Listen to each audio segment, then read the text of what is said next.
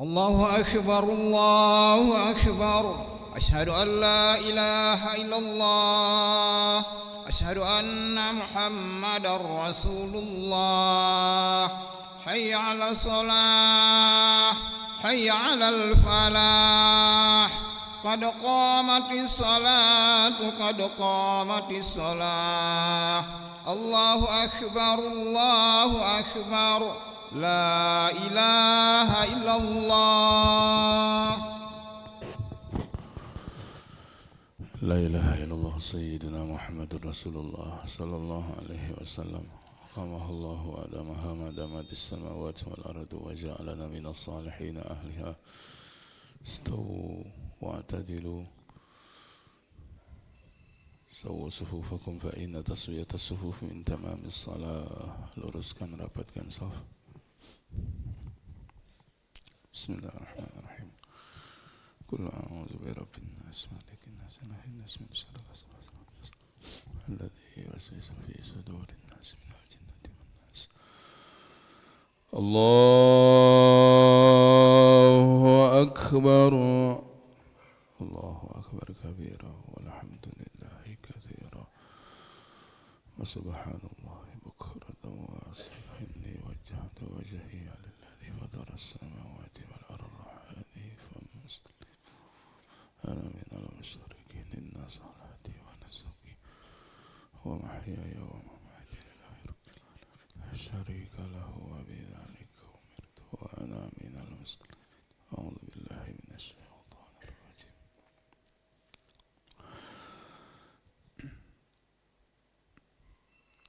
بسم الله الرحمن الرحيم.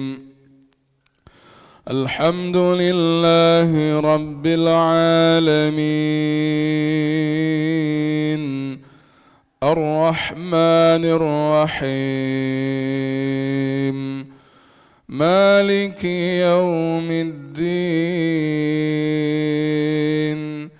إياك نعبد وإياك نستعين اهدنا الصراط المستقيم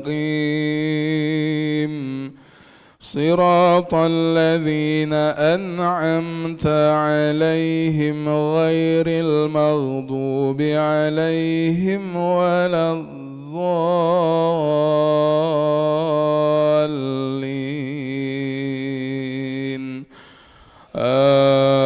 آمين.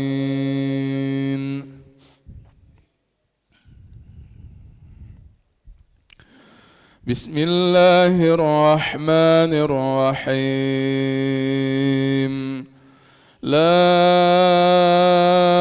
أقسم بيوم القيامة ولا أقسم بالنفس اللوامة أيحسب الإنسان أن لن نجمع عظامه بلى قادرين على أن نسوي بنانه بل يريد الإنسان ليفجر أمامه يسأل أيان يوم القيامة فإذا برق البصر وخسف القمر وجمع الشمس والقمر يقول الإنسان يومئذ أين المفر كلا لا وزر إلى ربك يومئذ المستقر ينبأ الإنسان يومئذ بما قدم وأخر بل الإنسان على نفسه بصيرة ولو ألقى معاذيره لا تحرك به لسانك لتعجل به إن علينا جمعه وقرآنه فإذا قرأناه فاتبع قرآنه ثم إن علينا بيانه كلا بل تحبون العاجلة وتذرون الآخرة وجوه يومئذ ناظرة إلى ربها ناظرة ووجوه يومئذ باسرة تظن أن يفعل بها فاقرة كلا إذا بلغت التراقي وقيل من راق وظن أنه الفراق والتفت الساق بالساق إلى ربك يومئذ المساق فلا صدق ولا صلى ولكن كذب وتولى ثم ذهب إلى أهله يتمطى أولى لك فأولى ثم أولى لك فأولى أيحسب الإنسان أن يترك سدى ألم يكن نطفة من مني يمنى ثم كان علقة فخلق فسوى فجعل منه الزوجين الذكر والأنثى أليس ذلك بقادر على أن يحيي الموتى الله أكبر سبحان ربي العظيم وبحمده سبحان ربي العظيم وبحمده سبحان ربي العظيم سمع الله لمن حمده ربنا ولك الحمد الله أكبر سبحان ربي سبحان ربي الله أكبر ربي اغفر لي وارحمني واجبرني ورفعني ورزقني الله أكبر سبحان ربي الأعلى وبحمده سبحان ربي الأعلى وبحمده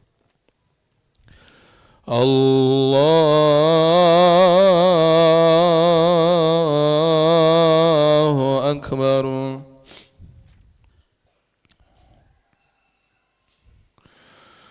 بسم الله الرحمن الرحيم الحمد لله رب العالمين الرحمن الرحيم مالك يوم الدين إياك نعبد وإياك نستعين اهدنا الصراط المستقيم صراط الذين أنعمت عليهم غير المغضوب عليهم ولا الضالين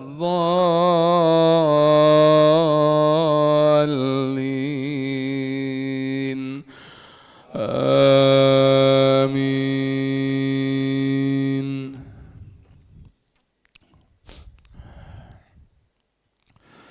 بسم الله الرحمن الرحيم لا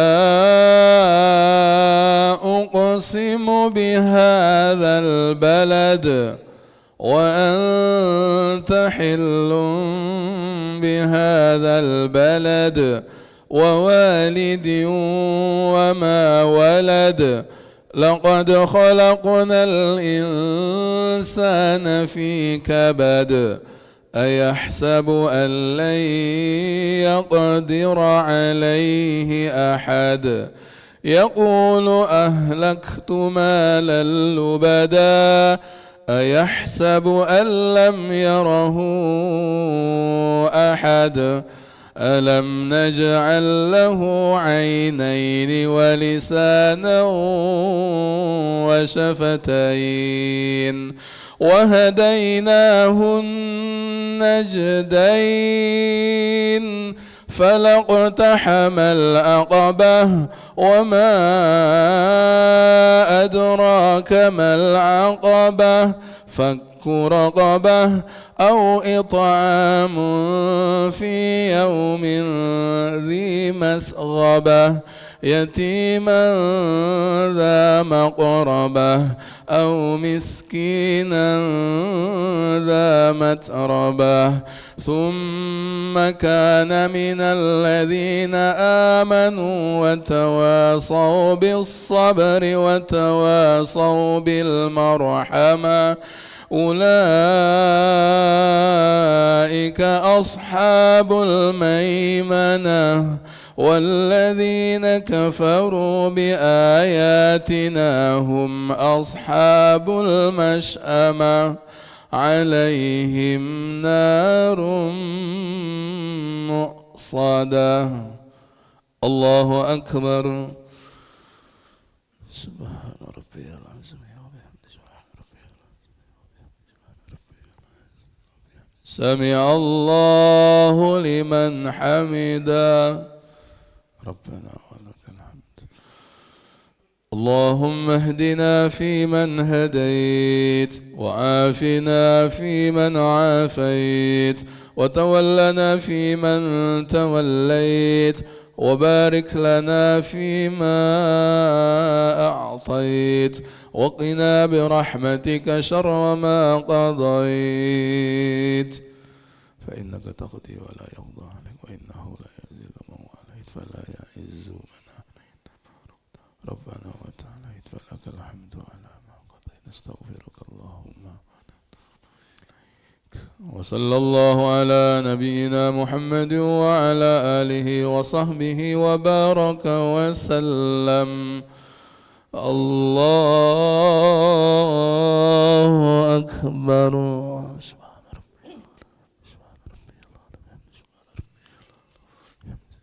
الله أكبر. رب اغفر لي وارحمني واجبرني وارفعني وارزقني واهدني. الله أكبر.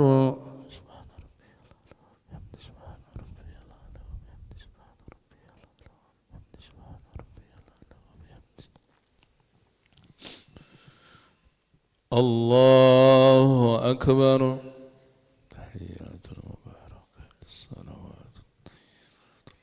السلام عليكم النبي ورحمة الله وبركاته.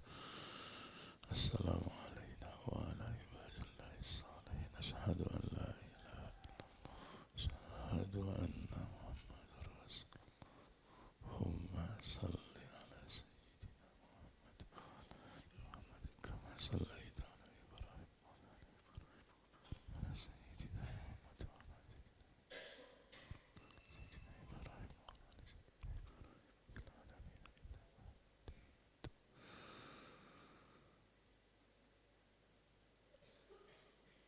السلام عليكم ورحمة الله. السلام عليكم ورحمة الله. صلى الله عليه وآله وسلم. الحمد لله رب العالمين. استغفر الله العظيم الذي لا إله إلا هو الحي القيوم وأتوب إليه. استغفر الله العظيم الذي لا إله إلا هو الحي القيوم وأتوب إليه. استغفر الله العظيم الذي لا إله إلا هو الحي القيوم وأتوب إليه. لا إله إلا الله وحده لا شريك له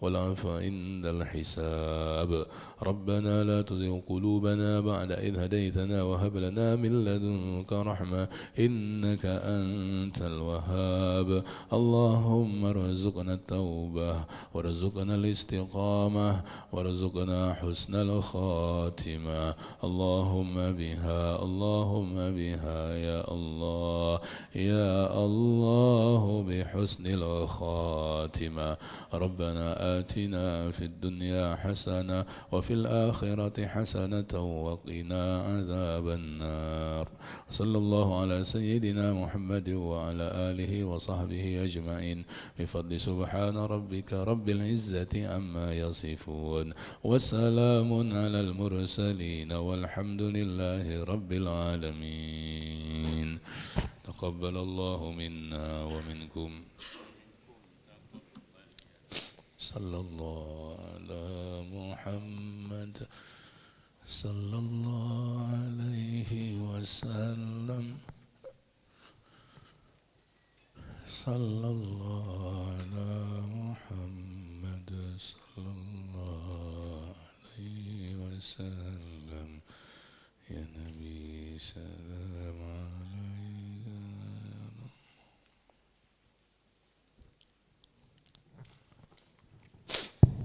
Assalamualaikum warahmatullahi wabarakatuh. Jemaah sekalian, kita segera akan mengikuti acara seperti biasa kajian subuh. Nanti setelah jam 7 kita ada juga kajian bersama Ustadz Kusnadi yang akan memberikan insight kepada kita semua untuk bagaimana memakmurkan masjid. Beliau adalah pengelola masjid di Sragen di Jawa Tengah. InsyaAllah kita semua yang sekarang lagi menuju ke rumah segera kembali ke masjid. Sama-sama nanti kita setelah ini jam 7 bersama Ustadz Kusnadi menyerap apa-apa yang beliau telah laksanakan di masjid di Sragen di Jawa Tengah. Terima kasih. Assalamualaikum warahmatullahi wabarakatuh. Waalaikumsalam warahmatullahi wabarakatuh.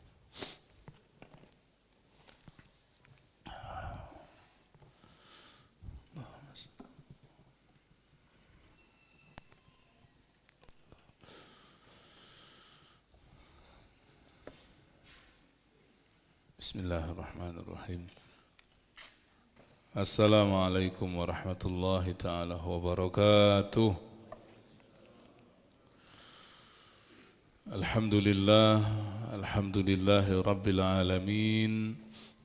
Wabihi nasta'inu ala umurid dunya waddin.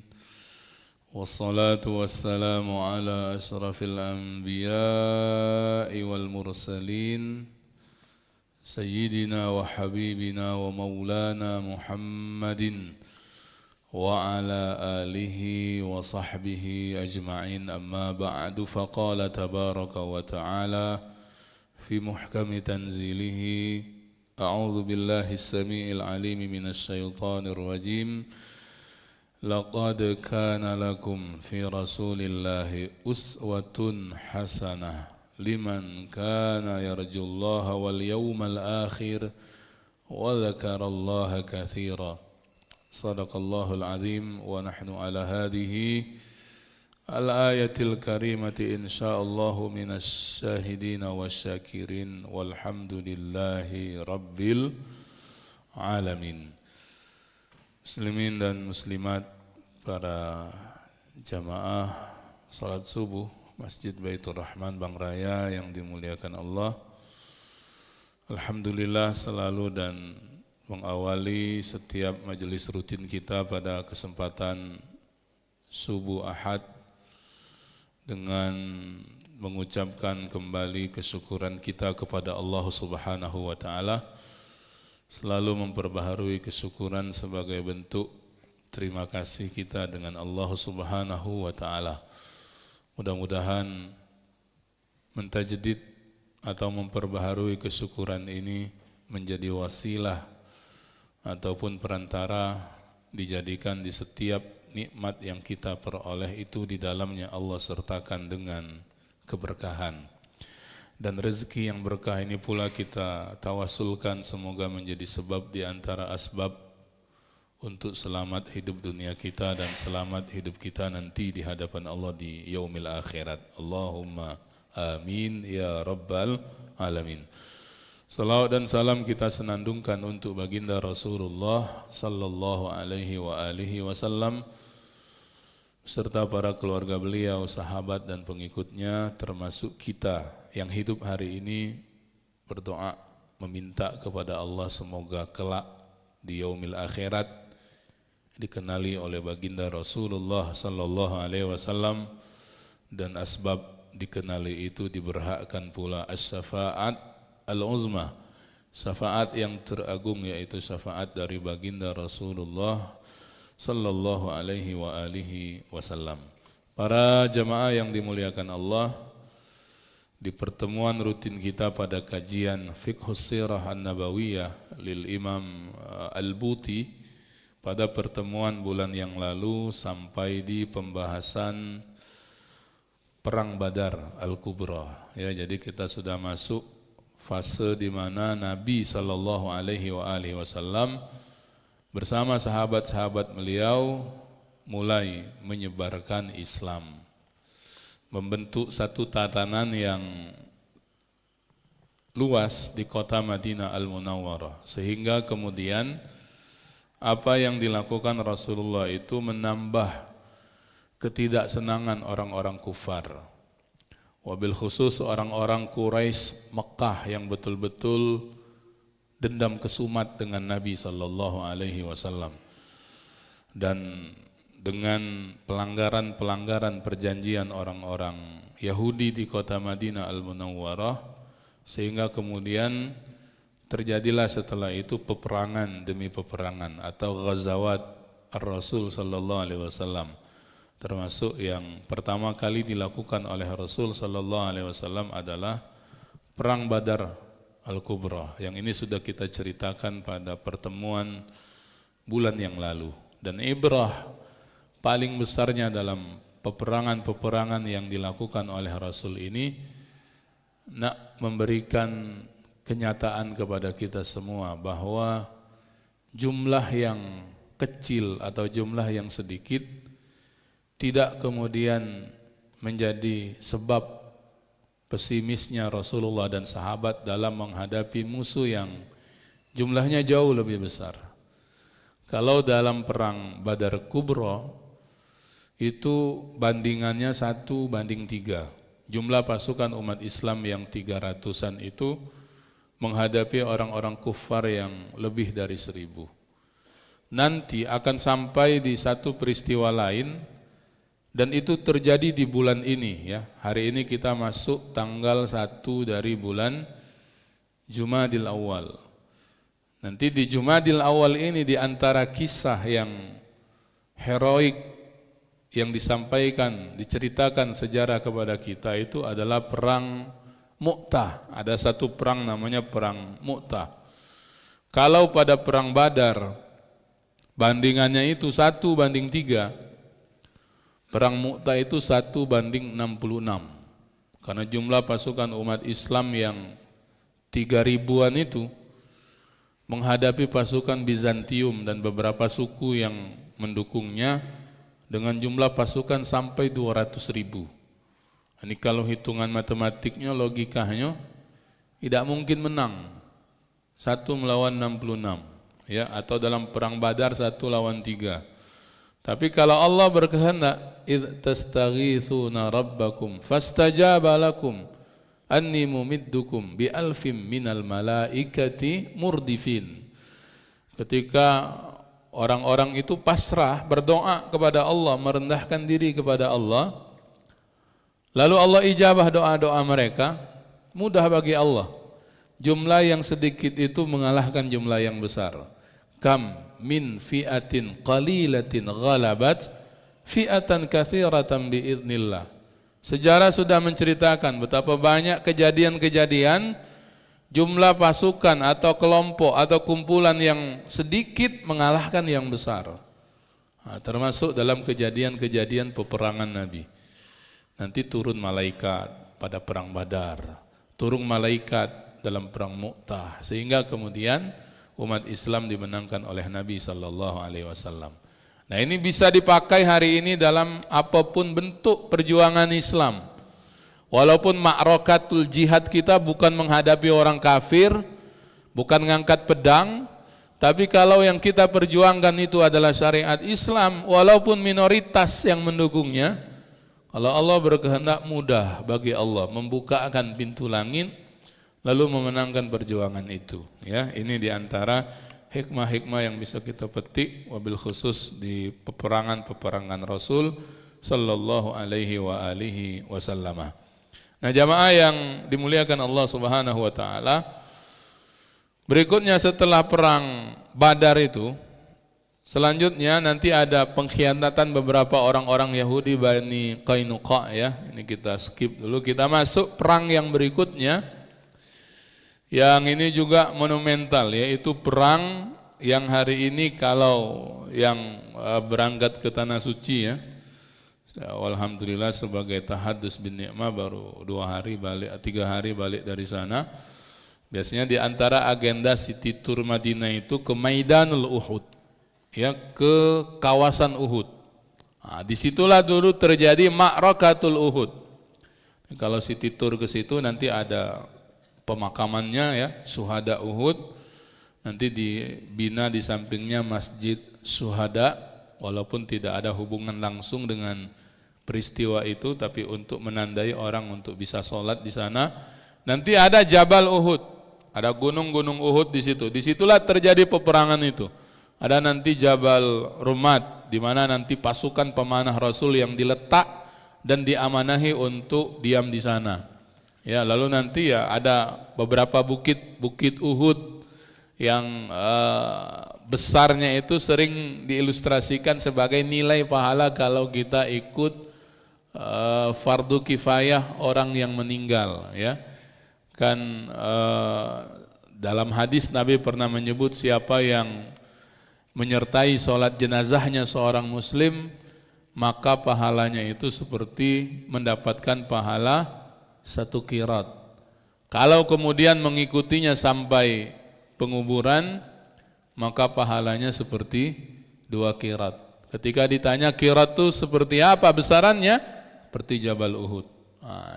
Nah, tempat inilah dulu terjadinya Ma'rakatul Uhud, perang Uhud ini ya.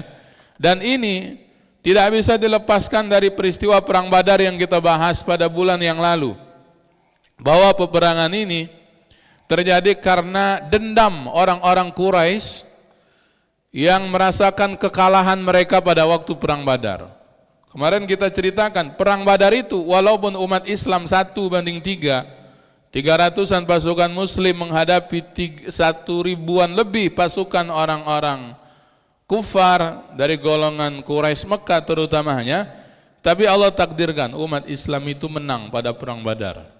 Nah, termasuk dalam peristiwa yang sering disampaikan kalau dalam kisah seputar orang-orang yang mati dalam perang Badar dari golongan kafir, itu termasuk pemimpin-pemimpinnya.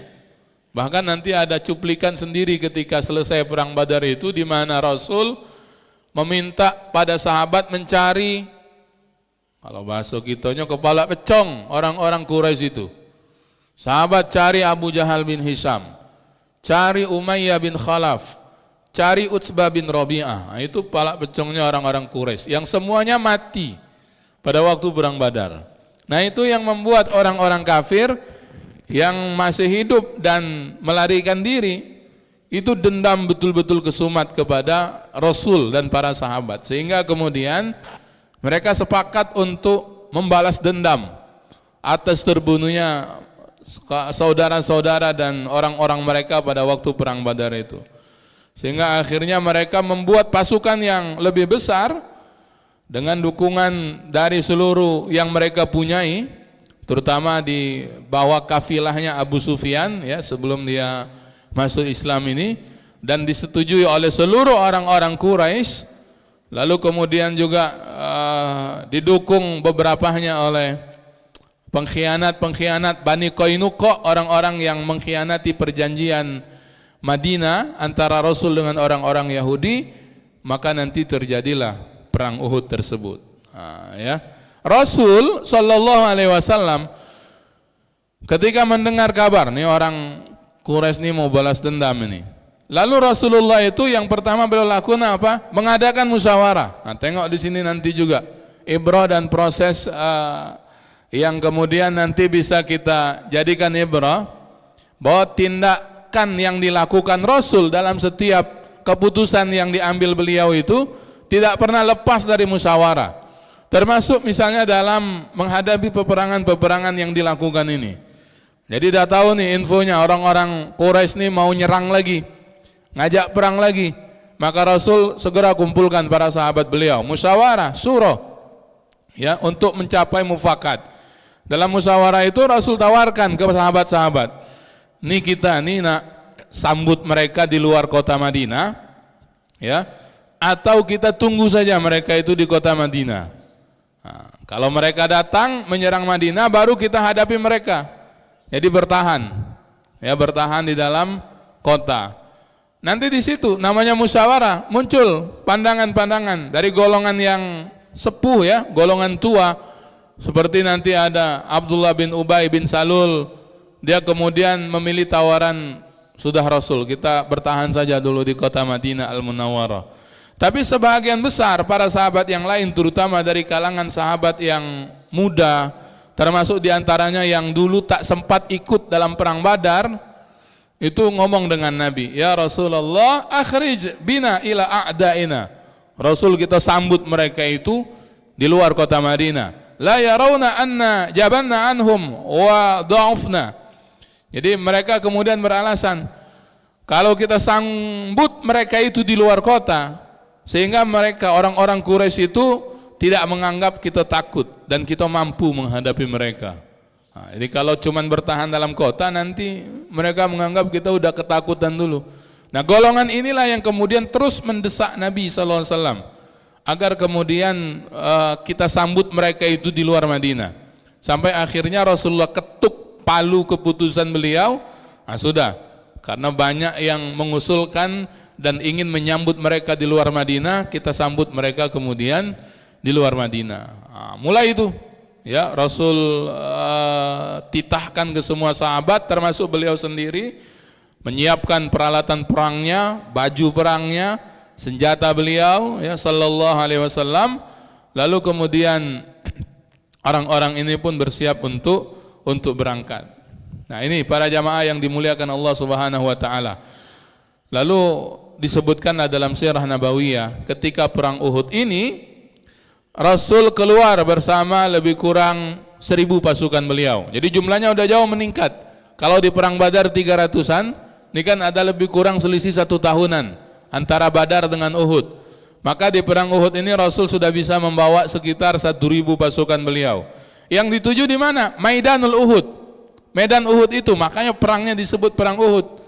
Yang tadi kita sebut hari ini, ya, jadi komplek di situ. Ada pemakamannya, ada masjidnya, ada bukit-bukitnya yang menjadi saksi peperangan pada waktu itu.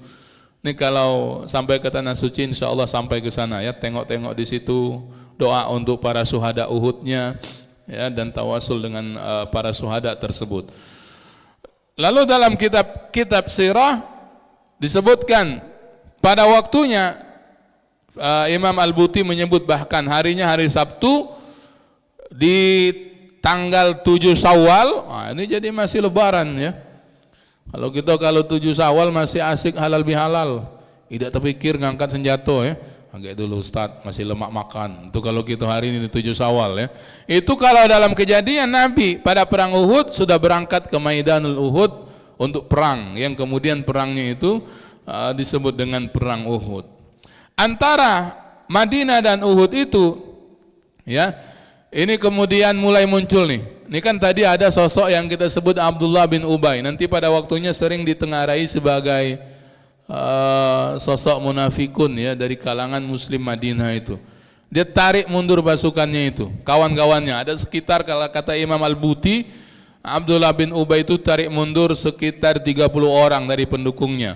Jadi mereka macam melakukan desersi atau kembali pulang dengan alasan yang mereka buat.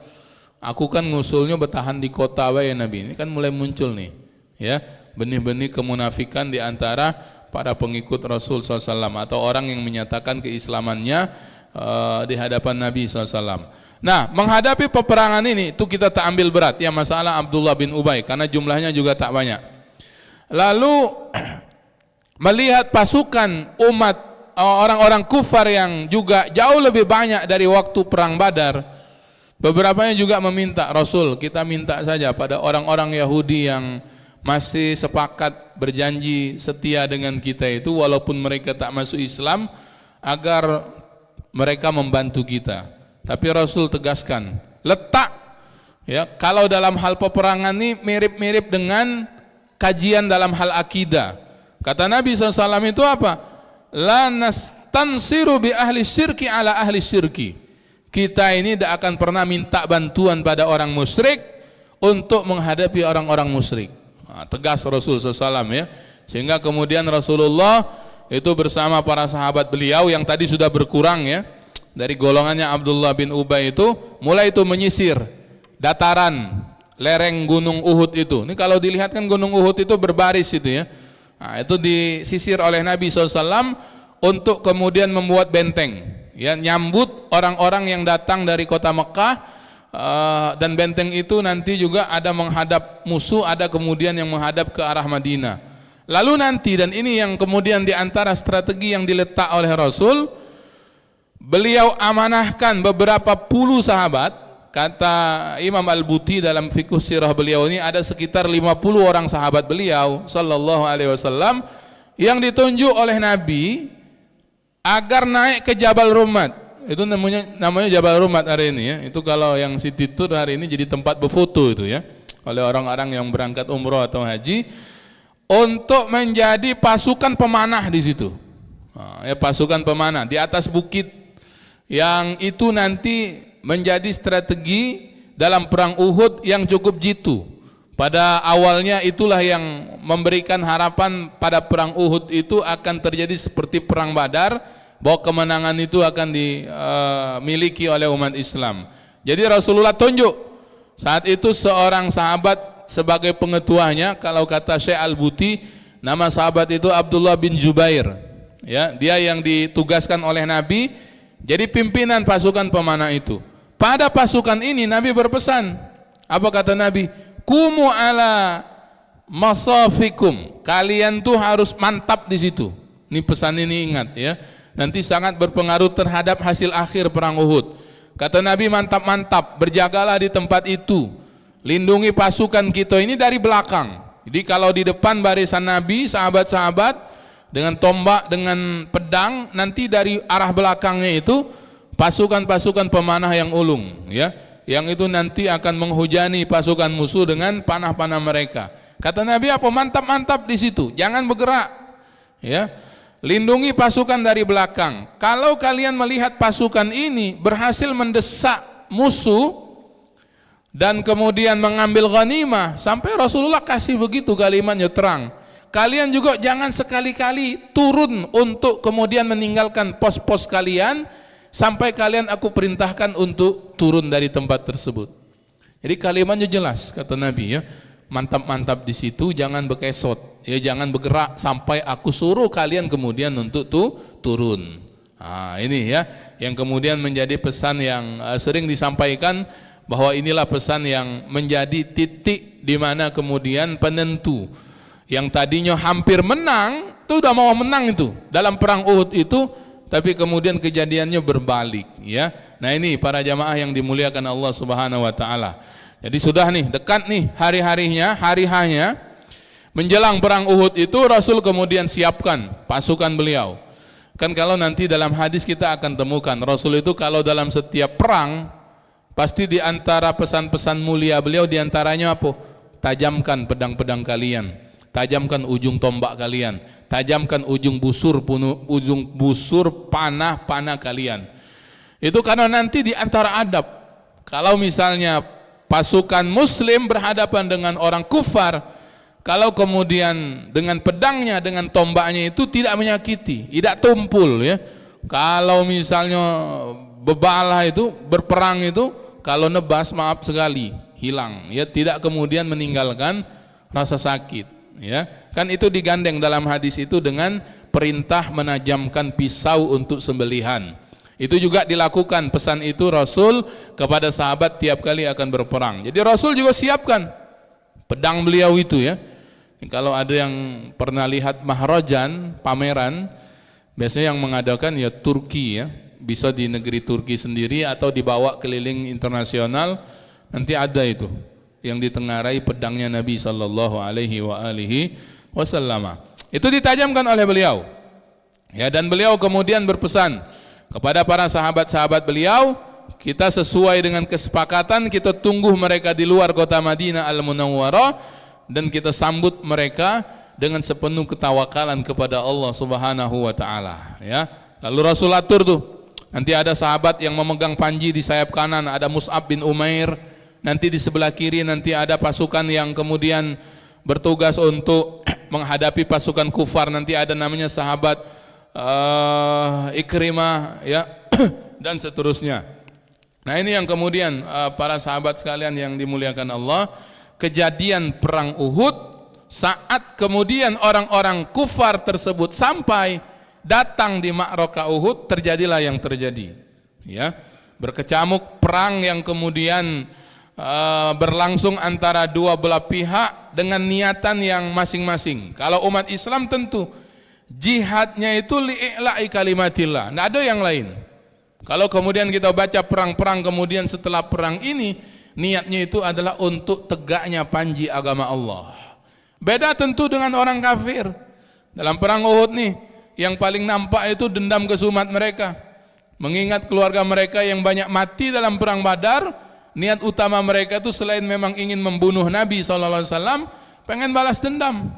Siapa lagi yang pernah dulu kemarin bunuh keluargaku pada waktu perang Badar, nah tunggulah di perang Uhud ini. Nah, inilah di antara niatan-niatan yang membedakan antara umat Islam dengan orang-orang kafir. Sehingga kemudian disebutkan dalam kitab-kitab sirah, perang Uhud itu jauh lebih sengit dari apa yang terjadi dalam perang Badar ya. Pada awalnya umat Islam tadi dia pukul mundur orang-orang musyrik itu dengan strategi yang dilakukan Rasul. Beliau letak di barisan belakang dari Jabal Rummat tadi yang kita sebut tempat orang putu-putu hari ini kalau City Tour Madinah, pasukan pemanah itu yang kemudian banyak membuat orang-orang kufar dalam perang Uhud itu kalang kabut. Ini kenapa nih tiba-tiba banyak panah dari arah belakang? Itu tak nampak itu, karena barisan depan itu sahabat-sahabat Nabi yang pegang pedang, yang pegang tombak dan sebagainya. Termasuk nanti di barisan paling depan dari pasukan umat Islam yang banyak membunuh orang kafir itu siapa? Paman Nabi SAW yang bernama Hamzah bin Abdul Muttalib ya. Nah, inilah kemudian tokoh-tokoh ini yang kita sebut Mus'ab bin Umair ya. Mus'ab bin Umair ini kan yang membuka Madinah sebelum Rasulullah hijrah. Dia yang diutus oleh Nabi, Mus'ab, kau pergi duluan kota Madinah, kau sampaikan risalah ini, di sana sudah banyak orang yang peluk agama Islam. Dan juga paman beliau Hamzah bin Abdul Muttalib.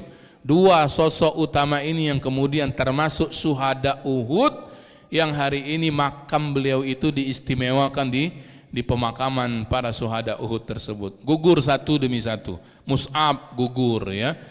Lalu kalau pegang panji, liwa ya, panji Nabi itu, kalau dalam ilustrasi gambar kan sering macam tulisan La ilaha illallah Muhammadur Rasulullah. Liwa itu kalau kemudian jatuh berarti sahabatnya wafat, itu akan segera direbut oleh sahabat yang lain. Maka dalam perang Uhud itu begitu, Mus'ab bin Umair gugur ya, liwanya jatuh, segera itu diambil oleh Ali bin Abi Thalib radhiyallahu anhu wa karramallahu wajhah ya. Nah, saat itulah kemudian Allah turunkan pertolongan pada umat Islam, sehingga apa yang terjadi di perang Badar itu seolah akan terulang kembali pada perang Uhud. Dan nampak nih umat Islam sudah akan menang ya. Di beberapa titik peperangan itu sudah mulai sahabat-sahabat mengumpulkan ghanimah. Ya, dalam perang itu ada istilah apa? Ghanimah. Apa ghanimah? Harta rampasan perang. Ya, umat musyrikin itu terbirit-birit mundur itu. Wah, ini sudah nampak ini kita bakal kalah lagi sebagaimana kekalahan dalam perang Badar itu. Nah, disinilah kemudian Allah uji. Ini kan jadi ibrah paling hebat dalam perang Uhud. Pasukan pemanah yang tadi dari awal sudah dipesan, diwanti-wanti oleh Nabi. Mantap-mantap di sini. Jangan turun apapun yang terjadi, baik terjadi pada orang musyrik ataupun yang terjadi pada umat kita muslim. Mantap-mantap di situ sampai aku perintahkan kalian untuk turun. Ya.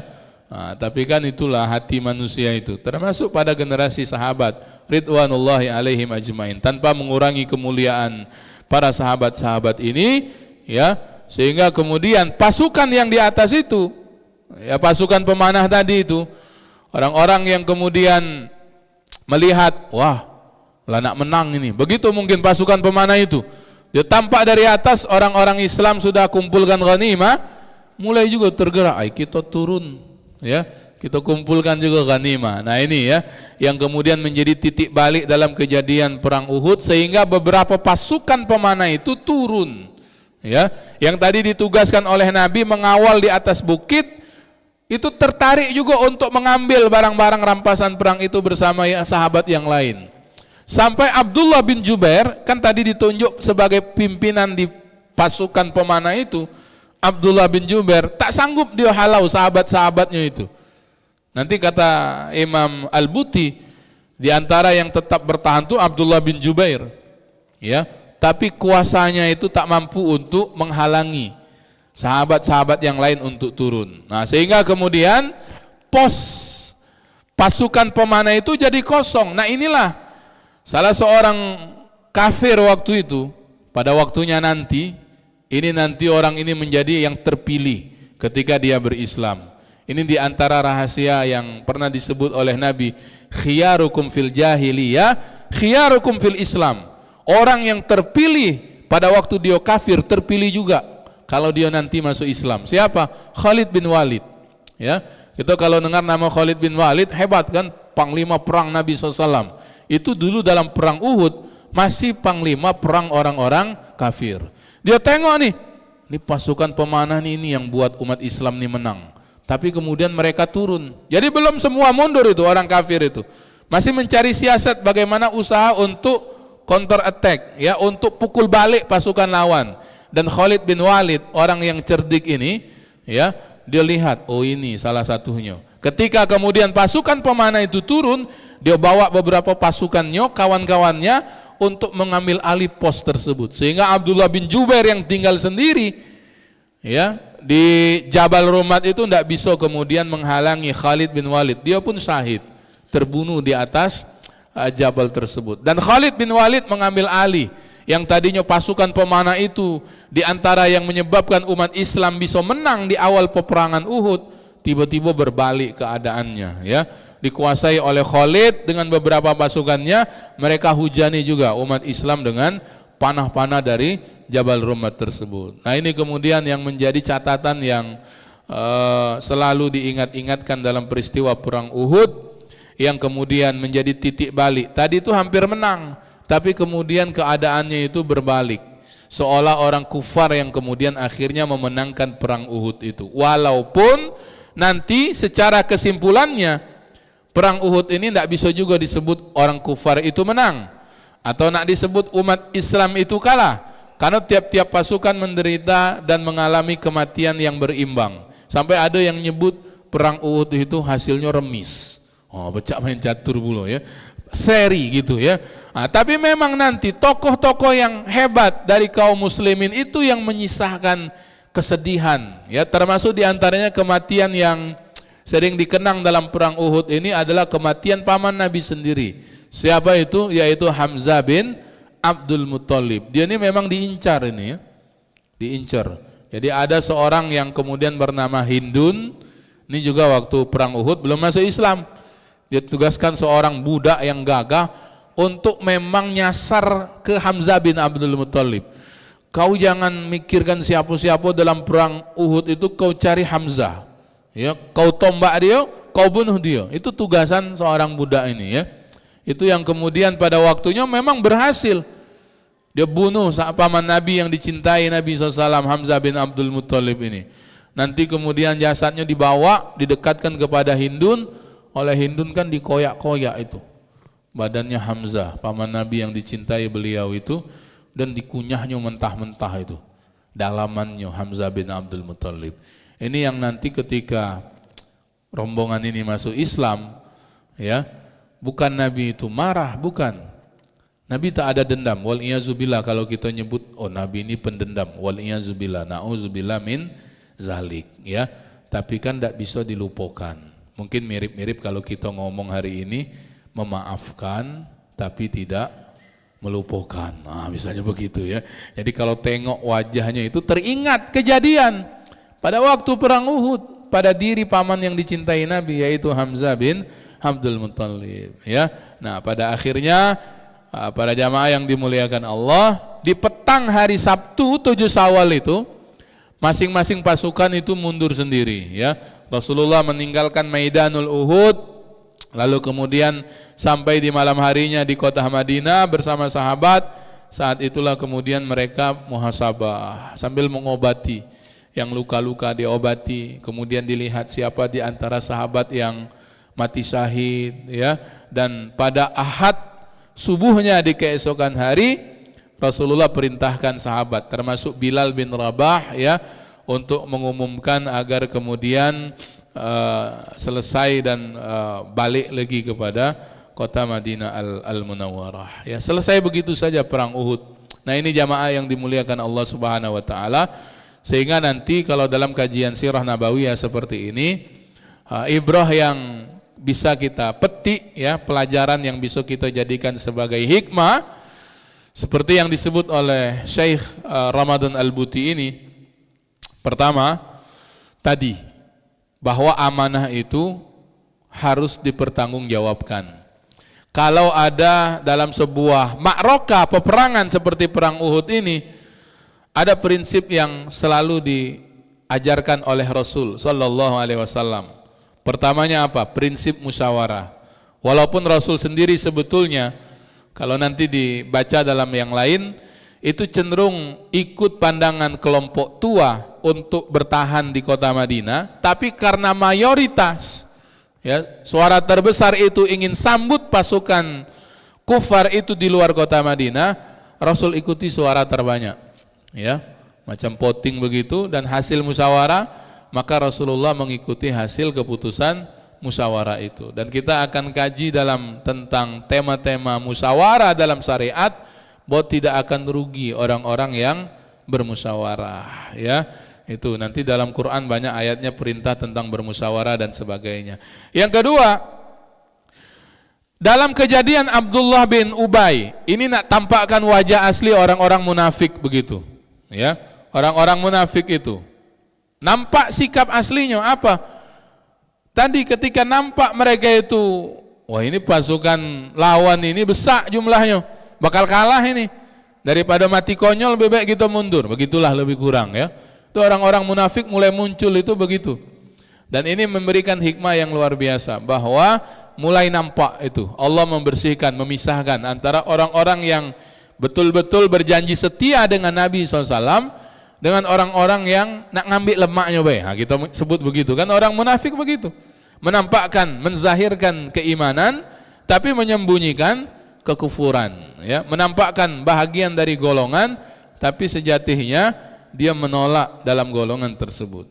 Yang ketiga, ibrah dan pelajaran dari perang Uhud ini, bahwa Rasulullah SAW tadi kita sebut bahwa Nabi tidak mau minta bantuan dalam hal menghadapi orang musyrik dengan bantuan orang musyrik yang lain. Jadi Rasul tegaskan itu, macam dalam hal akidah tidak ada toleransi. Oh, ini kalau menghadapi orang musyrik tidak boleh kita minta bantuan orang-orang musyrik, ya. Berhadap-hadapan kita sebagai muslim, karena jihad itu sama macam syariat yang lain. Nanti pensyariatannya adalah untuk orang-orang Islam, ya, mulianya berjihad. Dan yang terakhir, jamaah yang dimuliakan Allah, kita lihat tadi dalam peperangan tersebut Rasul perintahkan beberapa puluh sahabat untuk menjadi pasukan pemanah. Tadi cluenya sudah disebut oleh Nabi. Mantap-mantap di pos kalian, apapun yang terjadi di bawah jangan turun. Tapi itulah, ya, mungkin syahwat terhadap harta, melihat sahabat yang lain sudah mulai nampak mengumpulkan ghanimah, ada dorongan dari dalam, oh kita kumpulkan juga, sehingga kemudian pasukan yang tadi dipesan betul baik-baik oleh Nabi jangan turun-turun, ya. Ini kan mengajarkan hikmah kepada kita bahwa kalau dalam suatu gerakan, dalam satu ma'rakah, kalau ada pesan dari qiyada, pesan dari pimpinan seperti Rasul berpesan kepada sahabat, sam'an wa ta'atan. Ya, kita nyebutnya apa? Sami'na wa ata'na. Ya, kalau kata Nabi, jangan turun. Tunggulah nanti Nabi nyebut turun baru turun, ya. Nah, begitu yang kemudian dijadikan pelajaran untuk umat berikutnya termasuk kita hari ini. Kalau dalam sebuah pergerakan atau dalam sebuah siasat, ya, dalam sebuah agenda dan niatan, kalau sudah diinstruksikan dari ketua-ketua kita, dari pimpinan-pimpinan rombongan, maka ikuti. Itu sebagai konsekuensi kita sebagai bahagian dari umat atau dari kelompok atau dari golongan tersebut. Nah, ini para jamaah yang dimuliakan Allah Subhanahu wa taala, beberapa hikmah yang kemudian bisa kita petik dalam peperangan ini, wabil khusus perang Uhud yang kita ceritakan. Tentu nanti ada banyak hikmah-hikmah yang lain, termasuk juga di perang Uhud itu Nabi diisukan wafat. Kan perang itu kan namanya perang kalang kabut, ya, sengit, tidak bisa kelihatan. Nanti Nabi itu memang dalam kondisi yang genting itu. Nanti ada Tolha bin Ubaidillah, ada beberapa sahabat yang menjadi tamengnya Rasul. Sampai disebutkan ketika nampak selesai perang, dilihat kondisi sahabat baik yang mati syahid maupun yang luka-luka, itu nanti diantara sahabat tuh ada yang dapat bekas tusukan sekian puluh lubang di badannya, kematiannya syahidnya itu, ya, demi untuk melindungi Rasul sallallahu alaihi wasallam, ya. Nah, inilah para jamaah yang dimuliakan Allah, harapannya untuk kita hari ini dengan mendengarkan dan membaca kisah-kisah peperangan, kita jadi tahu betapa besar memang pengorbanan para sahabat-sahabat Nabi sallallahu alaihi wasallam, generasi awal yang melindungi, berjuang bersama Nabi. Maka wajar kalau Nabi nyebut khairul quruni qarni, sebaik-baik era, sebaik-baik manusia, sebagus-bagus orang yang hidup bersama dengan aku, yaitu sahabat-sahabat Nabi sallallahu alaihi wasallam. Orang-orang yang dipuji di dalam Al-Qur'an, was-sabiqunal awwaluna minal muhajirin wal ansari walladzina tabauhum bi ihsan radhiyallahu anhum wa radu'an. Itu yang nyebut Allah, bukan kita sesama manusia. Orang-orang yang dulu berjuang dari awal bersama Nabi, dari golongan muhajirin, dari golongan ansor, dan yang mengikuti sesudah itu, ya, orang-orang yang masuk Islam belakangan, generasi sahabat, radhiyallahu anhum wa radu'an. Mereka itu diridhoi oleh Allah Subhanahu wa taala, ya, turunannya dalam hal adab. Karena itulah kita hari ini kalau nyebut nama sahabat, setelahnya menyebut apa? Radhiyallahu anhu, ya. Mudah-mudahan apa yang kita ceritakan melalui ma'rakatul atau ghazwatul Uhud, dalam peperangan Uhud ini, ibrah-ibrah dan hikmah-hikmahnya bisa kita ambil sebagai pelajaran untuk kehidupan kita hari ini. Ini karena masalahnya perang, jadi begitulah ceritanya dan keadaannya, dan hikmah-hikmah yang bisa kita ambil. Semoga Allah Subhanahu wa taala menjadikan dan tawassulan kita dengan syuhada Uhud itu diberikan ghirah, semangat juga untuk memperjuangkan Islam, tentu dengan konteks kehidupan kita hari ini. Walaupun kita tak ngangkat pedang, walaupun kita bukan menghadapi orang kafir, tapi kalau kemudian untuk tegaknya ajaran-ajaran syariat ini, itulah yang kita dukung, ya. Insyaallah mudah-mudahan para jamaah yang berbahagia, kajian-kajian seperti Sirah Nabawiyah ini memberikan kesan dan bekas di hati kita semua, wabil khusus untuk lebih mencintai Nabi sallallahu alaihi wa alihi wasallam. Barakallahu fikum jami'an, wallahu a'lam bissawab. Silahkan kalau ada pertanyaan. Boleh Pak Haji? Boleh Ustaz, boleh Ustaz. Nambah ya Ustaz, silahkan.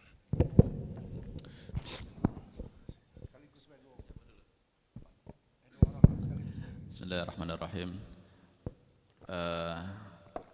Berdasarkan penuturan sejarah bahwasanya Islam itu ternyata memang mengajarkan kelemah lembutan dan juga kekerasan, Ustaz. Kalau kelemah lembutan ayatnya banyak, sirahnya banyak. Di antara ayat itu mungkin ruhama'u bainahum, surat Muhammad itu. Kemudian di surat At-Taubah harisun alaikum bil mu'minin raufur rahim. Raufur rahim, Masya Allah. Kemudian fabian rahmat minallahi lintalahum dan seterusnya. Ya Allah. Kemudian juga Rasulullah dalam perangai keseharian beliau, sunnah-sunnah beliau pada orang Yahudi pun beliau lemah lembut gitu. Ya Allah. Jadi memang Rasulullah menyampaikan, menampilkan kelemah lembutan. Kekerasan juga ada, dan inilah contohnya tentang peperangan. Bahkan Rasul sendiri yang memimpinnya, memimpin kekerasan itu. Dan ayat ini juga nampaknya juga ada gitu, asyidda alal kufar gitu. Kemudian di surat Al-Munafiqun, orang munafik itu humul adu fahadzarhum qatalahumullah, suruh perangi gitu. Kemudian di surat At-Tahrim, ya ayuhan nabi jahil kufar wal munafiqin waghluz alaihim, keras gitu Ustaz. Nah, walaupun kerasnya ini tidak ujuk-ujuk langsung keras gitu, tentu ada alasan yang logis, yang masuk akal, yang syar'i, sehingga ketika memang harus keras maka harus keras gitu. Nah, sementara kan sebagian orang mengatakan bahwasanya Islam tidak ada mengajarkan kekerasan. Ternyata ada gitu kan, walaupun tentu dengan alasan yang masuk akal, yang logis, yang syar'i tadi. Mohon tanggapannya Ustaz.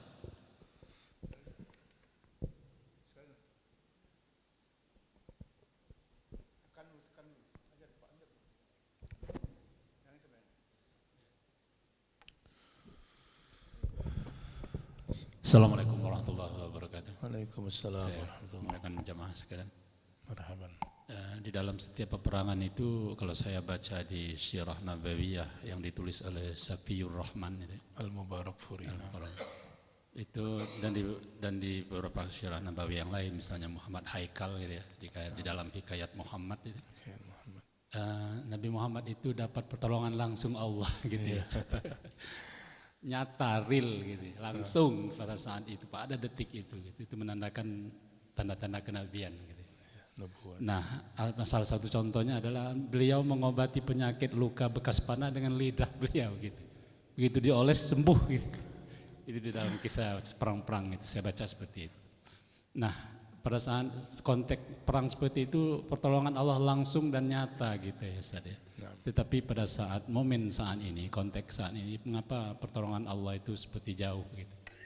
Mengapa tidak langsung Allah berikan pertolongan lewat malaikat-malaikatnya, misalnya di Palestina gitu ya? Mengapa tidak menghancurkan orang Yahudi itu langsung saja secara real? Apakah Nabi Muhammad tidak ada lagi di tengah-tengah masyarakat secara fisik begitu ya, atau apa begitu ya? Apakah ada sesuatu yang salah di dalam kita memaknai perjuangan ini? Demikian. Ya. Jawab dulu ya. Baik, terima kasih ya Ustadz tambahannya. Jadi memang kita akan temukan, kan tadi ayatnya sudah dikutip sedikit bahwa Nabi itu asyidda'u 'alal kuffari ruhama'u bainahum. Kalau kepada orang beriman, wa raufun rahim harisun 'alaikum bil mu'minina raufur rahim. Jadi dua sisi itu memang ada semua. Jangan dikira misalnya Rasulullah ketika berpesan la taghdab falakal jannah, jangan marah maka bagimu surga, lalu kemudian kita ngira oh berarti Rasulullah tidak pernah marah ya. Kita akan temukan ketegasan Nabi SAW itu, terutama hal-hal yang berhubungan dengan syariat yang dilanggar ya. Nah, sama lah macam gitu. Kalau kita dalam tarbiyatul aulad, mendidik anak ya, pasti ada waktu kita tegas, ada kita lembut, ada reward, ada punishment ya. Itu ada kita marah tentu karena ada sebab dan alasan. Ada kemudian kita baik ya, dan sesuai dengan kelembutan kita kepada anak. Sama juga begitu. Jadi tengok bahkan kepada orang kafir, nanti kan ada istilah kafir zimmi ya, dalam kajian kenabian kita akan lihat orang-orang yang membayar jizya lalu mereka dilindungi marwahnya oleh Nabi.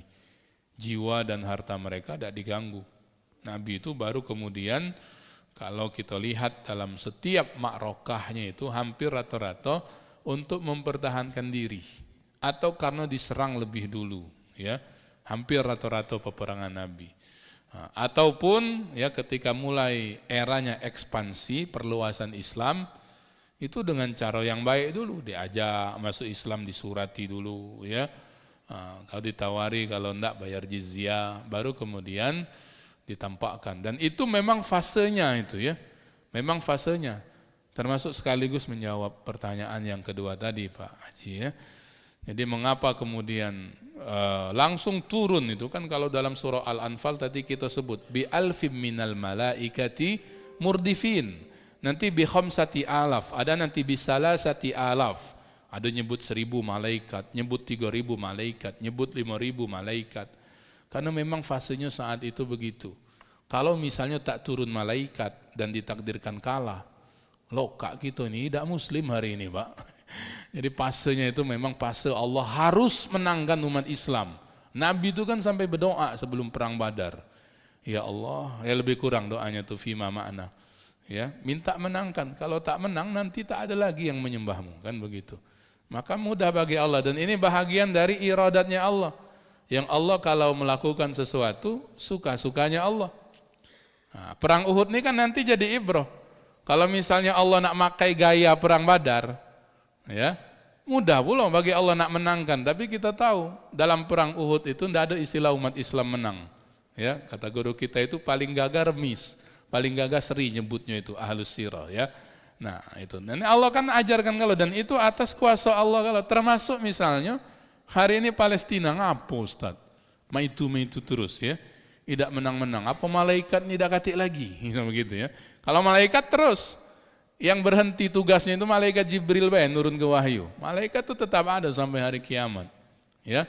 Nah, maka kemudian itu berarti kejadian seperti Ma'rakah jihad di Palestina hari ini, itu juga bahagian dari kehendaknya Allah. Kan jadi ujian nanti itu, nampak bagi umat Islam seluruh dunia. Mana yang punya ihtimam dengan umat Islam, mana yang tidak, mana yang punya perhatian, punya tidak, mana yang tidak. Ya, bagi umat Islam Palestina sendiri, wah itu jadi keberuntungan bagi mereka. Jadi Ma'rakatul jihad, kata Yusuf Al-Qardawi, Dr. Yusuf Al-Qardawi, maidan jihad hari ini yang masih betul-betul maidan jihad dan yang matinya itu betul-betul mati syahid seperti mati syahid orang terdahulu, kondisi di Palestina. Kalau di Suriah lebih banyak intrik politiknya, Sudan dan yang lain-lain. Tapi kalau Palestina itu kata Dr. Yusuf Al-Qardawi Ma'rakatul jihad. Sehingga mereka itu orang Palestina sendiri lah biasa Pak ngadabi itu. Tidak mereka tuh ngemis-kemis ke negeri-negeri Arab di sekitarnya untuk mendukung mereka, mati syahid. Ya, bahkan kita saksikan banyak itu kan jejak digitalnya, kesenangan, kebahagiaan keluarga-keluarga mereka karena di antara keluarganya itu mati syahid. Ya, nanti kan jadi ujian untuk kita umat Islam. Nanti juga ini jadi dalail di antara peristiwa menjelang hari kiamat. Insya Allah Palestina merdeka ya. Tapi yang malah merdeka lah parah berarti itu katanya kan begitu ya. Ini nanti ikuti kemauannya Allah, fase-fase itu akan sampai insya Allah ya. Baik, lebih kurang demikian. Wallahu a'lam bishawab. Haji, jadi bertanya apa sama?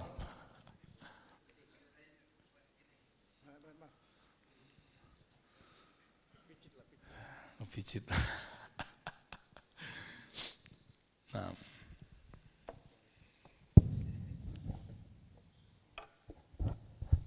Assalamualaikum warahmatullahi wabarakatuh. Waalaikumsalam. Ustadz, kalau kita dengar bahwa peperangan yang di zaman dahulu itu menjadi suatu ini bahwa kita banyak yang menang, walaupun dengan jumlah yang sedikit. Itu menjadi alasan bagi mereka yang di luar untuk mengatakan bahwa Islam itu disebarkan dengan pedang. Nah, bagaimana kita bisa menjawabnya itu, Ustadz? Dengan perkataan bahwa Islam itu disebarkan dengan pedang, sedangkan dalam Quran sendiri tidak dianjurkan kekerasan. Terima kasih. Wassalamualaikum warahmatullahi wabarakatuh. Baik. Betul ya, jadi memang isu itu ada terutama dihembuskan oleh kelompok-kelompok orientalis diantaranya ya, bahwa Islam itu Intasyara bis-saif, disebarkan dengan pedang. Tapi tadi sudah kita kasih clue-nya ya, bahwa setiap peperangan itu mayoritasnya adalah untuk mempertahankan diri. Jadi lebih kepada defensif sebetulnya. Perang Badar, perang Uhud, bahkan dalam peperangan-peperangan yang awal itu, ya, itu semua untuk mempertahankan diri. Bukan ofensif. Ya namanya mempertahankan diri. Amalan musuh depan mata, tak akan gitu nyerah ke badan, be. Ya kita angkat pedang gitu. Ya, kita angkat tombak gitu, ya. Busur panah itu kita ini kan. Nah itu jadi biasalah ya, isu itu ada. Nah, maka kita umat Islam harus counter balik pernyataan itu. Melalui apa? Melalui kenyataan yang disampaikan dalam tinta-tinta catatan sejarah ini, bahwa Islam itu sekali-sekali tidak disebarkan dengan pedang, ya. Justru nanti kita akan lihat intisarul Islam, ekspansi itu banyak dengan jalur damai, ya. Banyak yang masuk Islam karena tersentuh dengan keindahan, kebudiluhuran akhlak Nabi dan juga sahabat-sahabat yang diutus. Ya, kalaupun misalnya terjadi peperangan, itu tidak tiba-tiba ujuk ngangkat pedang. Baik itu karena mempertahankan diri atau setelah melalui fase-fase tadi. Ya, Nabi kirim surat nih ke Bizantium, perang Mu'tah itu kan begitu. Utus seorang sahabat, ya, ngajak baik-baik. Ternyata dibunuhnya utusan Nabi SAW itu. Ya, diingatkan lagi sampai akhirnya mereka juga ada keinginan menyerang, ya disambut. Ya. Kamu jual, kami beli. Lebih kurang begitu juga ya, lebih kurang misalnya ya. Tapi tidak kemudian ofensif terlebih dahulu atau memang dari awalnya sudah mengangkat perang, menyatakan permusuhan, tidak ya. Maka kalau itu tidak akan ada istilah kafir zimmi, ya. Orang-orang yang dilindungi jiwa, harta, darah mereka dari orang-orang kafir. Karena ngapa? Yang zimmi ini berdamai, ya. Oke, kita sepakat tidak saling serang, maka nanti ada perjanjian-perjanjian. Ya, kalaulah misalnya dengan pedang dari awal, tidak ada cerita orang-orang Yahudi Madinah itu bisa bertahan dan hidup berdampingan dengan Nabi dengan damai. Ya, itu. Jadi demikian Pak ya, secara ringkasnya. Insya Allah mudah-mudahan bisa kita pahami dan jadi ibrah untuk kita semua. Kita cukupkan dan kita akhiri dengan doa kafaratul majlis. Allahumma rizukna fahman nabiyyin wa hibdal mursalin wa ilhamal malaikatil muqarrabin. Allahumma faqihna fid din wa alimna ta'wil ya rabbal alamin. Subhanaka Allahumma rabbi wa bihamdik nashhadu an la ilaha illa anta nastaghfiruka Allahumma wa natubu ilaik. Walhamdulillahi rabbil alamin. Assalamualaikum warahmatullahi wabarakatuh. Lupa oh ya Allah. Salatullah salamullah ala taha rasulillah. Salatullah salamullah ala yasin habibillah. Tawassalna bi bismillah wa bil hadi rasulillah. Tawassalna bi bismillah wa bil hadi rasulillah wa kulli mujahidin lillah bi ahlil badri ya Allah. Allahumma salli wa sallim wa barik.